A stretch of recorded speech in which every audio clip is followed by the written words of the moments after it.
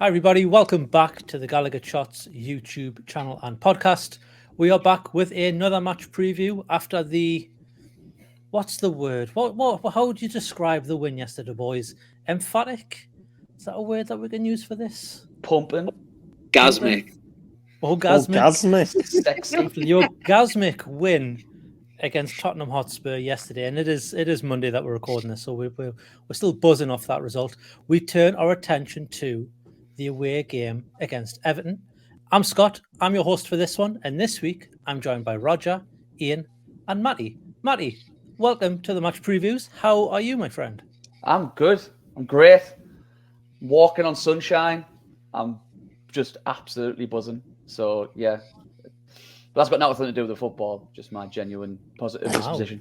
Yeah. Wow. Well, Roger, how are you feeling after that game yesterday? Are you buzzing off more than just the football as well?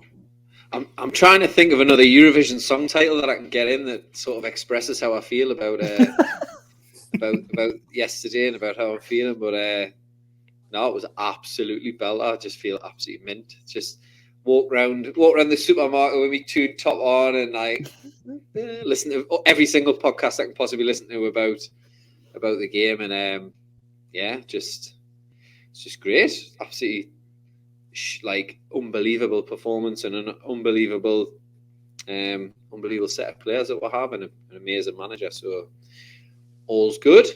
All's good. Excellent. And Iain, how are you in? Looks quite sunny there where you are. It's been a weird day. I've been where do I live again? Aycliffe. It's been yeah.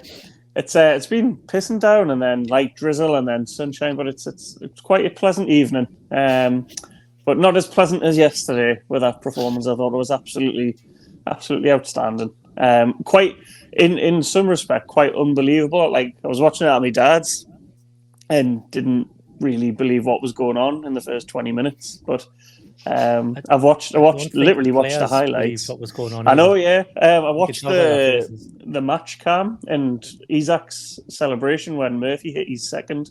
It was just, but I must have watched the highlights about 8 different varieties of them today. So yeah, I'm on cloud 9. Yeah. Excellent, as I'm sure every Newcastle fan is after a result like that. We did do a live reaction straight after the game yesterday, so if you haven't caught that, after you watch this preview, go back to the channel and check that out as well. We're getting some good views and some good comments on that from fans of both sides. But like I said, we turn our attention to the Everton game midweek. But before we do that, boys, I have to make everybody aware of the sponsor for the match preview. And as always, the match preview is brought to you by Magpin. They are your go-to site for high-quality, unofficial enamel pin badges of Newcastle players, legends, and retro kits. I believe they've got a special offer on Murphy badges. So if you want to get on the Murphy train, get on their website, magpinbadges.bigcartel.com, and pick yourself up a juicy Jacob Murphy badge. That's his words, not mine. Anyways, like I said, it's Thursday night, 7:45 kickoff at Goodison Park, live on BT Sports for everybody in the UK. Matty, we'll come to you first, mate. I asked this question to everybody at least once during these match previews, so you're getting it this time. What are your confidence levels going into this game? I think you're asking the wrong person there, Scott, but I mean, you have to be confident after seeing what we did on Sunday. However, it's a funny old time. We're in the run-in now. As much as we're fighting at the top, Everton are scrapping at the bottom. They're not exactly done much. They've won 1 in 9.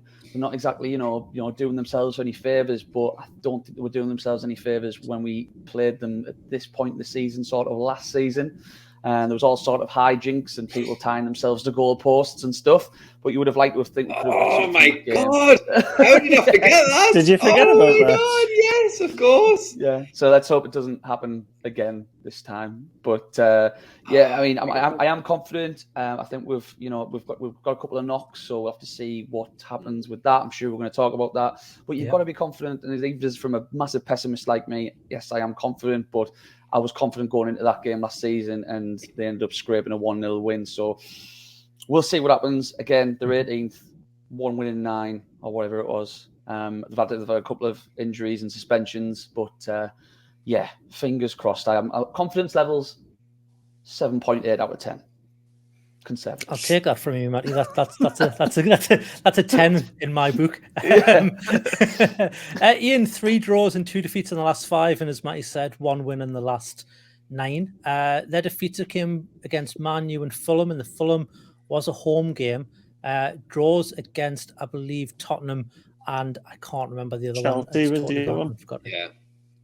Yes, it was. They're currently sitting in the relegation zone, as Matty said, 6 wins, 10 draws and 16 defeats on a minus 22 goal difference with 28 points. Given what happened last season and how they pretty much intimidated us, I would say, into a result, especially with the crowd getting behind them as well. Are we expecting a similar sort of atmosphere and a feisty crowd going into this game? Yes, I think a lot of it will depend on if Everton can keep their fans on the side. I think very much what we're discussing sort of previously today, that they'll probably try and go gung-ho the first 10-15 minutes.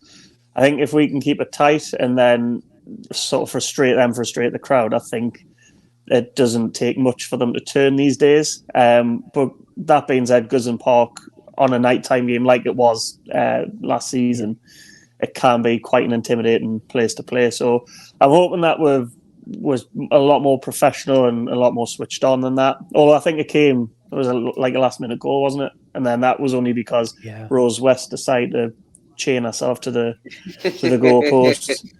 And that was when Mark went viral amongst the Everton fans on Twitter. We did a watch along, we did a watch along that night. Oh, was that that one? Yeah, that was the fuck off one. Fuck off! Fuck off! So yeah, as long as we can, like I say, frustrate them, keep them quiet the first 15-20 minutes, you would hope and you would expect, given where the two clubs are and the form that we're in and where we are in the club, I think you would expect to get 3 points, despite obviously it being quite a nasty place to go. Yeah, Roger, I know you were watching them at the weekend because you were live tweeting in our well, not live tweeting. You were live chatting in the WhatsApp group, weren't you? They seem to play a very long ball style of play against. I can't remember who was playing. Crystal Palace, Palace. What were your thoughts on their performance at the weekend? Well, it was like they were facing their very own Waterloo. You know what I mean? It wasn't a great performance. They were, I mean, the percentage of long balls that they played, or seemingly played, up to Dominic Calvert-Lewin was like ridiculous. And Palace were trying to play football, but then I suppose I know that's his style of football and that's his brand of football generally, from my experience. But like, if you look at it from his point of view, it's an away game. He hasn't won an away game in about 15, 16 months. So to go down the old Bruce adage of accumulation of points, if you're picking up an away points and you're looking at your home games to try and win, then, I suppose they might look on it as a good point, given that they went down to 10 men. But like, it was a sore watch, like, honestly. Like, the Ben had a tantrum in the middle, and I couldn't decide whether it was because she dropped her ice pop or whether because I was forcing her to watch Everton, but I didn't know. Honestly, they were really poor, really poor. Like, Holgate got sent off, and I was hoping that he didn't get sent off because I was thinking, like, someone will absolutely take him apart. Jordan Ayew's not a great player, and he absolutely had him on toast all game. It was embarrassing for the lad, So, yeah, I think we should be looking to get at them, really, but we'll get through that first 10 minutes where they're going to blitz with. But it's just, hopefully they haven't got the quality that Villa had and the momentum that Villa had. Because they haven't won a game in 6, and that was a 1-0 against Brentford. So, yeah, I'm fairly hopeful once we get through that first part that we'll make an impact on them. Yep. Matty, Roger's already mentioned that Holgate got suspended at the weekend with a red card. They've also got a few players out through injury, Townsend, Coleman, Onana. Is there any players that you see on that Everton squad that you think could cause us a bit of damage? Well, is Onana definitely going to be out of the next on Thursday? As well, it's on the list that I looked at. Right, we do this before the press conferences, so I don't know for certain, but he's on the list. I mean, he's one player that probably been a little bit of a silver line. I haven't watched a lot of Everton, but from the start of the season, you'd watch them. He sort of stood out a little bit, combative midfielder. Got up and down the pitch. It sort of caught the eye. But if he's not going to be playing, then you look at their front three, front four. They've got Damari Gray, who can did a little bit for Leicester before going over to Germany, doing okay, and coming back to England and going to Everton. Dominic Calvert-Lewin, again, a player with a bit of history in the league, had that one brilliant season, but massively injury prone. And then their other two forward players, the likes of Dwight McNeil, who when Burnley, were at the worst, he still sort of shone a little bit. He was quite a positive player, and I thought was quite a shrewd signing for Everton. And Alex Iwobi as well. But again, I'd not to play them down too much, because you know what I'm like for saying, look, I'm going to jinx something, or going to cause a negative effect. But I mean, when I read that team sheet, it doesn't really stand out to me as something you need to be worried about. Again, it's all what happens on the day. But as a unit, as names on a team sheet, I feel like they're sort of not living off past glories, because they're not that good. I mean, Dominic Calvert-Lewin was a player that was getting linked with us quite a fair bit, and even then we were thinking he's too injury prone. Yeah. Now there is a fantastic player in there, because you don't fluke some of the goals we've seen him score in previous seasons. So if he's firing and they're getting the ball in the box and getting the ball in good areas, that's probably where they might be able to hurt us from set pieces or something like that. We don't know who's going to be playing centre half on Thursday, given Fabian Schär went off with an injury on Sunday. So we'll see how they deal with him. I'm guessing, the idea is if he's going to start, because I think he only came in that starting 11 on the weekend's game for Everton. I think if that's going to happen, then the idea is going to be, Dwight McNeil and Damari Gray trying to get balls into the box. They've got Neil Maupay as well, who, when Brighton were on fire on song and under Mr. Potter, he was playing okay. He was a decent little striker. I thought that might have been a decent sign for Everton, but again, he hasn't done much. So yeah, I'm not really that concerned. But the Premier League footballers, at the end of the day, they've got history in the league and they might be able to hurt us. But there's nothing that really screams out as quality for me. And the back four, as Rogers just said, Hall gets gone off. Godfrey's going to come in probably. And for me, I don't really rate him either. I think he's a young talent, someone who people like to sign on Football Manager. But again, I'm probably being a little bit harsh, because Everton having a terrible season, so it's really hard to pinpoint someone who's been brilliant. So long story short, I don't think there's that much to be worried about, but we still have to be careful given the circumstances. I think you mentioned he's got a decent scoring record against us. I'm sure he's got a few. He's got a few against us for Brighton, definitely. Yeah. So again, well, I mean, speaking of goal scorers, obviously you've mentioned McNeil and Gray there, Matty. They are the two top goal scorers for Everton with 4. And Anthony Gordon is their next top goal scorer with 3. So that tells you everything you need to know about their goal scoring abilities at the moment, because he hasn't been with them since January. So it seems to be a lot of players on 1 or 2 goals in that list. Calvert-Lewin, he wasn't even on the list that I was looking at, so I don't know how many he's getting, but it can't be any more than 2, because he would have been on the list I looked at. So yeah, probably injuries. You mentioned that he did play at the weekend. Probably was getting fitness up. He might be a bit sharper this week. But Iain, we've seen Everton play 4-3-3 for most of the season, but they tend to switch to a 4-5-1 when they're up against teams that can hurt them. And if that happens, you've got Calvert-Lewin on his own up front. He's not going to do much, unless he gets the better of our defenders. I can't see them really do much. Do you expect a similar sort of thing from Everton, where they'll shut up shop if they don't hurt us in that first 15-20 minutes?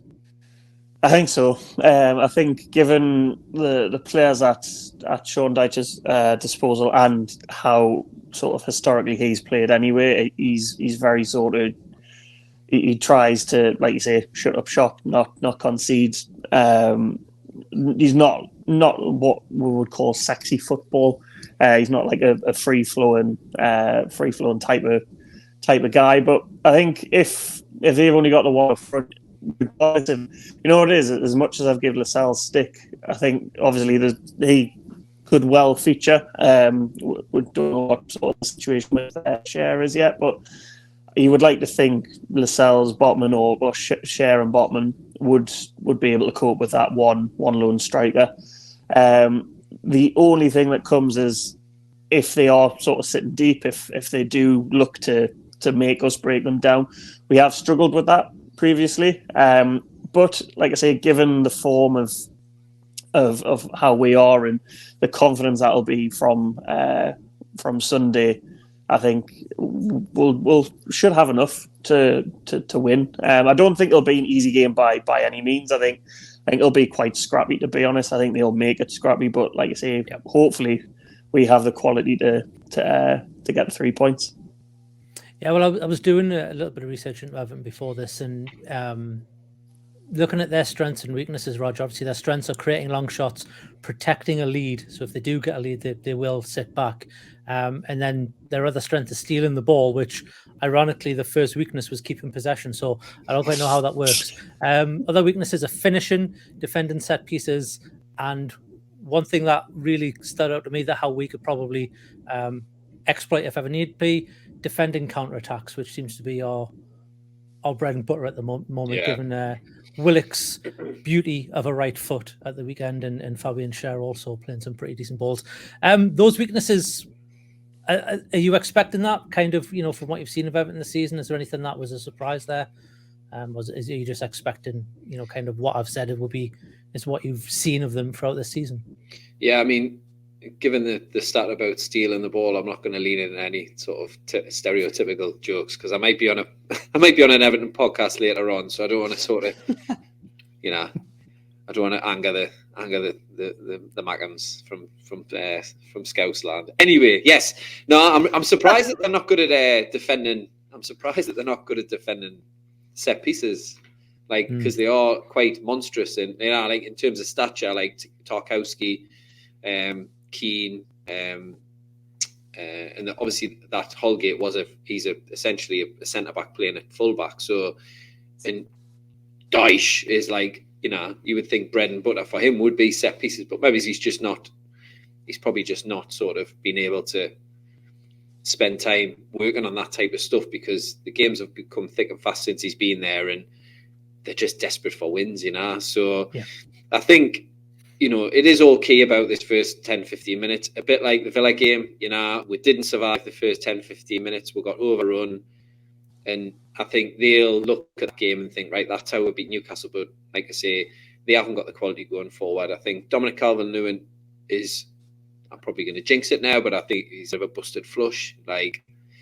He just looks miles off the player that we saw score towering headers against us.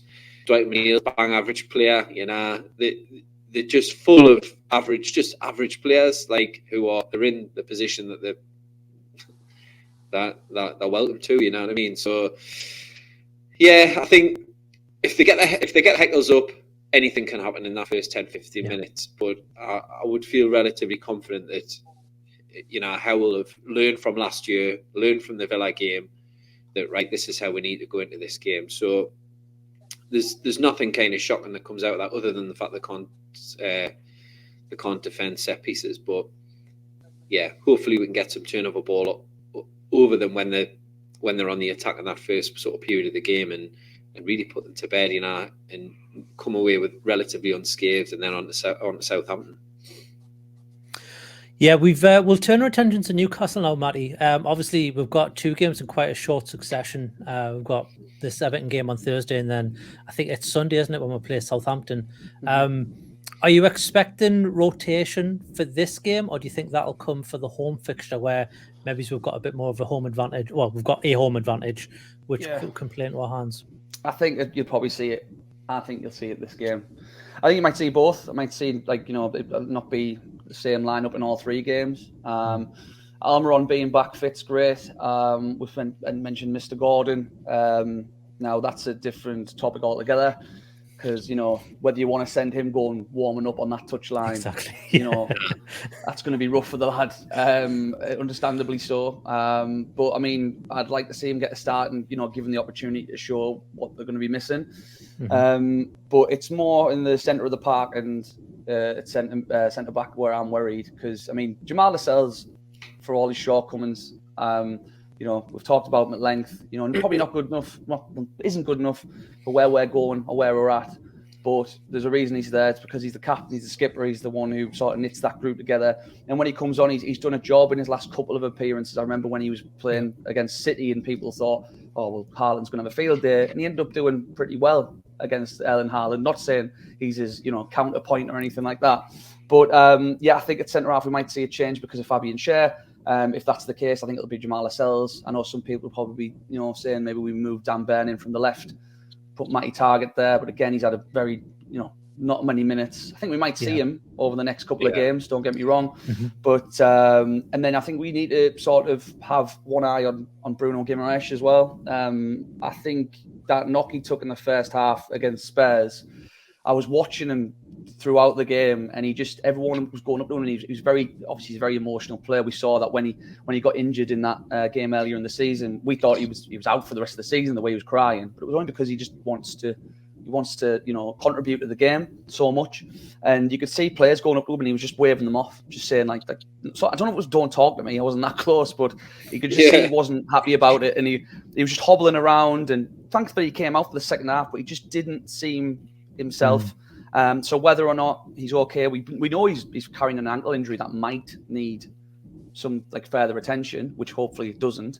But when you take him out the team, we know we're a different team altogether. However, we know that midfield conundrums. It's a very fine balance. You take Sean Longstaff out of it, a lot of people wouldn't have thought that would be the case, but we really missed him. So we'll see what happens. I do obviously Longstaff's going to start. I think that's very much the case. Joe Litton, Joe Willock are going to start. Whether Guimaraes starts or not will dictate how we set up.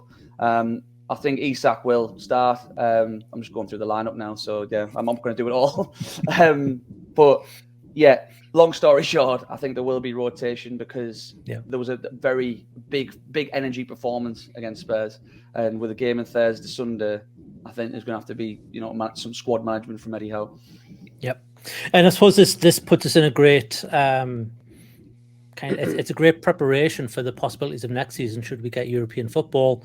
This is what we're going to have, for a majority of the season. Iain, Matty's already mentioned about Anthony Gordon, how he would not want him warming up on those sidelines in the Everton ground, and I agree with him. He's done pretty well since his little outburst, and he's kind of got his head screwed on a little bit with that. And when he's come on, he's looked decent. He's looked pretty dangerous. Do you think it's time to maybe give him a start, given that we know St. Maximum is still going to be injured for this one, and then obviously we've got rotation on the other side with Murphy and Miggy. Do you think Gordon might come in to see what he can do from the start so that he doesn't get that onslaught from the Everton fans when he's warming up? He could well do. Again, I think it depends on how the rest of the midfield set up, as Matty was saying. I think, if I'm honest, there might be something in the back of Eddie Howe's mind, thinking if any time Gordon touches the ball, the fans will be on him. So he mightn't even feature. It wouldn't surprise us if he didn't. And then Southampton was the game that he came into.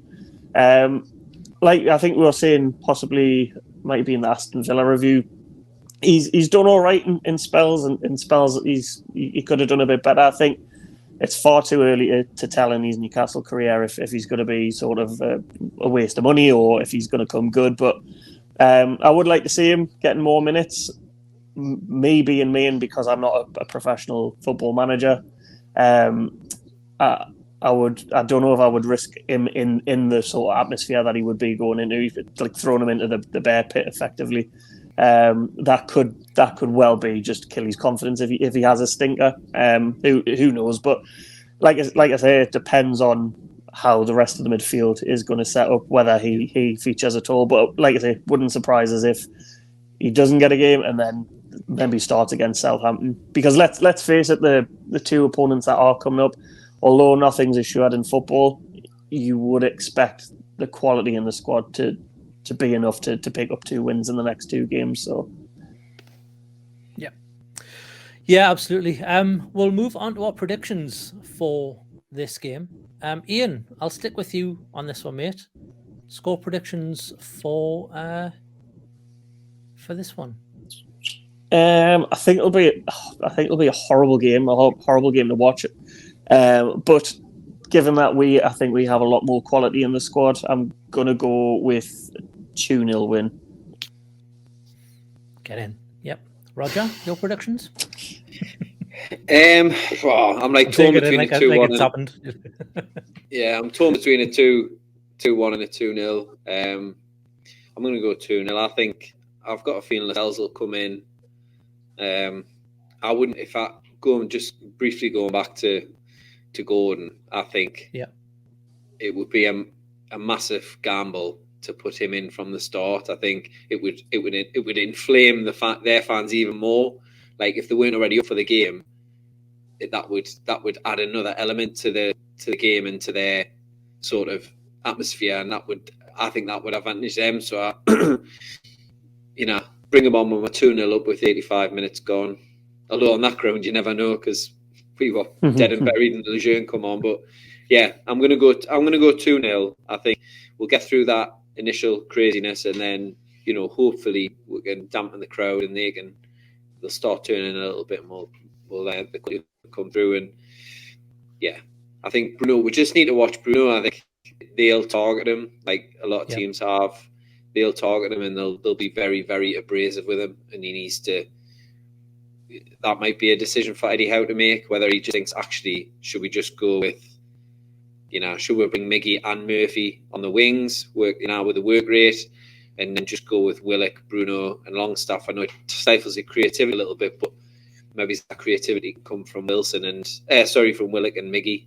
I'll be tempted to do that just to kind of protect him and then bring him back for the Southampton game, which I feel will be a more an easier game to bring him back in, to bring him into. But yeah, I'm going to go 2-0 anyway. Yeah. Awesome. Matty, what's your predictions on this one? I think it's like Iain said. The table doesn't lie for one at this stage of the season. Of course, it doesn't. We're third bottom, so a betting man would obviously be going for Newcastle, and I'm going to say I think we're going to win, but I just don't think it's going to be a rollover. It's not going to be one where we win comfortably. Again, we've said it again, the 10-15 minutes at the start, how we settle into the atmosphere. If we can quiet the crowd, if we can get an early goal, that would be great. I'm just looking at that fact that we've only kept one clean sheet in about 10 or 11 games. Now, we were the best defence in the league, don't get me wrong, that's statistically true. But we've lost this habit of keeping clean sheets. The one clean sheet against Man United was the only one in the last, I think it's 10, 11 games. So in the league anyway. And, it just makes me worried. I mean, but we've went away to the likes of Forest, we've went to Brentford, we've conceded first and came back 2-1. I really hope we don't concede first in this game, but I do think we will concede. So I'm gonna go 2-1. Maybe 3. It all depends on when and how the goals fall. But I'll go 2-1. 2-1.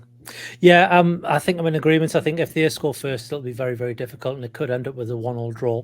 But I don't think they will. I think we'll sell that first 15 minutes personally, of the first 15, 20 minutes. That are quite crucial, and I think we'll possibly get a goal within that quite quickly to silence the crowd, and I think it'll be 3-1. I don't think we'll keep a clean sheet. Although we've talked about Everton's failure to be able to score of late. I still think we have a mistake in us maybe in defence, which Everton might play on, but that's normally when we're a couple of goals up, and the kind of the concentration tends to go. So I'm going to go 3-1. I think it'll be a cagey affair, but I think we'll get a relatively early goal just to kind of shut the crowd up a little bit, and then we'll capitalise on them possibly turning on their own. Does anybody want to add anything before we wrap this one up? I have just seen that Doucouré is back for this game, by the way. He is back. That's one player who, when they signed him, I was like, that's a fantastic signing.